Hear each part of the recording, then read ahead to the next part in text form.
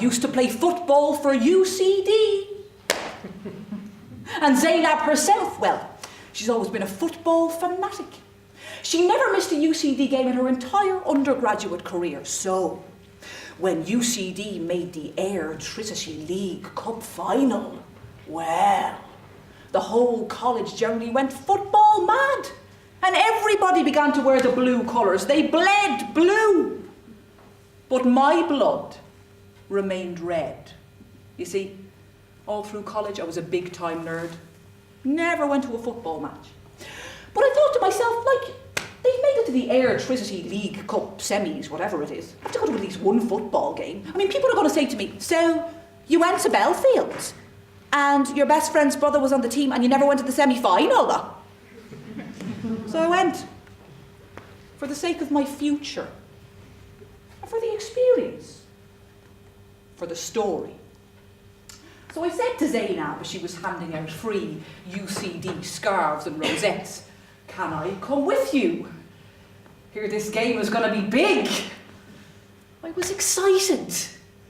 The night before, I looked through my entire wardrobe to find something to wear. Something blue. I imagined myself in my dark blue hijab and light blue dress. I was going to be the perfect mascot. With just my look. I'd every single colour headscarf and dress, but I didn't have dark blue, so I settled for all pale blue. I figured that I would stand beside somebody in dark blue. The next day, we met up with Zainab and another friend, Minal.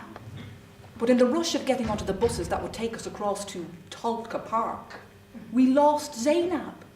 Her UCD jersey blended into the sea of Belfield fans.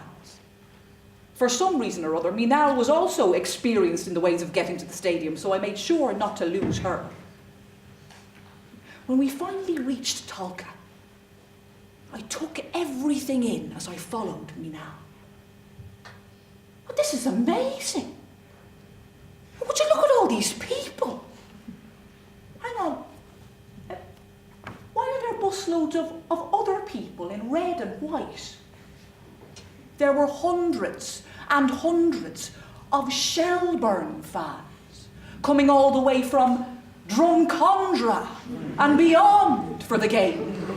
Some of them even came from Ballymun. That's serious commitment. Who comes all the way from Ballymun for a football match? Watch my step as we pushed and shoved to get a seat. Some of the students were a bit drunk and frantically. I didn't want to get any vomit on my shoes. As we squeezed through, I held on to Minal for dear life. And as we turned, we were surprised to see Zainab. And she managed to find herself a seat in the middle of a group of Belfield fans. And she began her ritual of chants and cheers with them. Come on, ye boys in blue! Come on, ye boys in blue! Come on, ye boys! Come on, ye boys in blue! Come on, ye boys in blue! Come on, ye boys in blue! Come on, ye boys! Come on, ye boys in blue! The crowd was massive. Minal and I looked ahead and saw a bank of seats in between the main blocks of UCD and Shell fans. Seemed relatively empty and was kind of mixed with fans from both sides. At that point, the Shells fans began to sing. Low lie the fields of Athenry, where once we watched the small free birds fly. Shelburne! And the UCD fans responded. K Sarah, Sarah.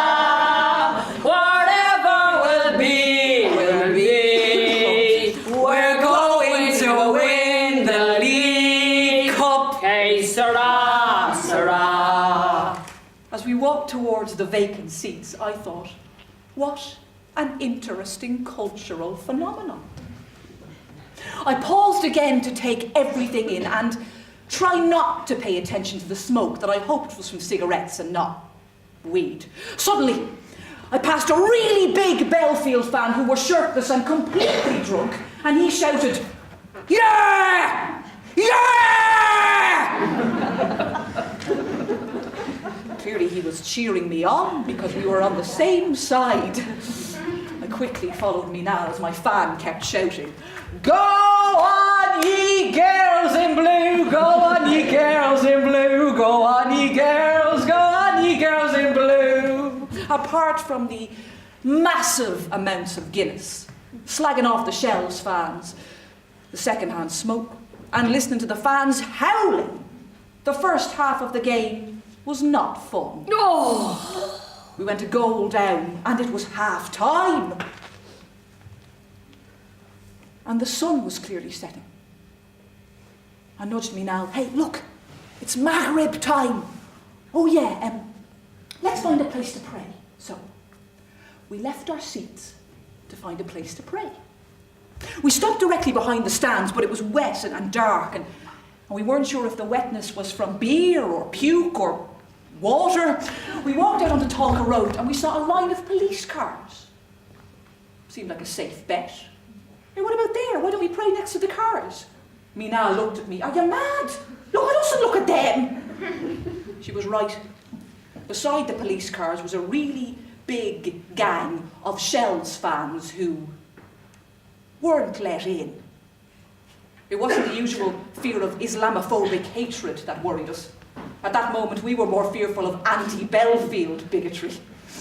Mina suggested that we find somewhere in along the street, like a health clinic or a leisure centre. Like there's bound to be one of those on the north side. We continued walking. We saw a trailer.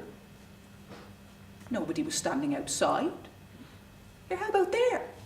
Why don't we ask and see if we can pray in there? I looked at Minal and thought about how I was dressed.